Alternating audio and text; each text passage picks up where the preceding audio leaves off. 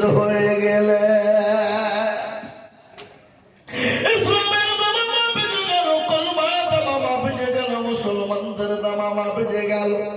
কাফের বেঈমানরা ময়দান ছেড়ে পালিয়ে গেল।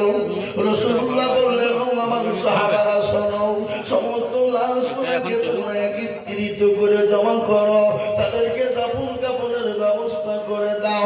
বিশ্বনবী যখন অর্ডার দিয়ে দিলেন, একজন মহিলা হযরত হামজালার বিবি দৌড়তে দৌড়তে চলে গেলেন, বলেন, নবী গো,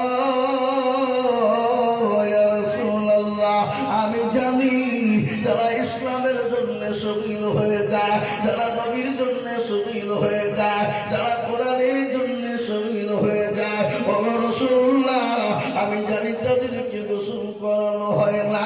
নবী গো, দয়া করে মেহেরবানি করে আমার হামজালার উপরে গোসল ফরজ ছিল, নবী গো, আপনি দয়া করে তার গোসলটুকু দিয়ে দেবেন।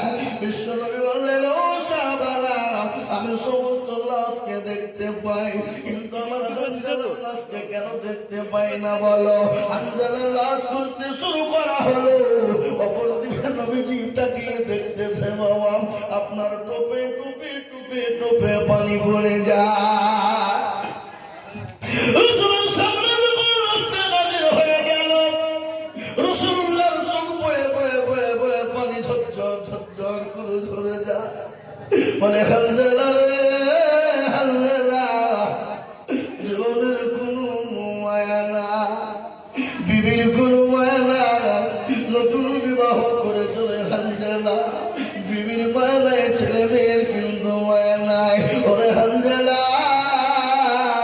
নবীর জন্য ইসলামের জন্য জীবন দিতে দ্বিধাবোধ করলা। ও হামজালা, রাসূলুল্লাহ হামজালার দিকে তাকায় আর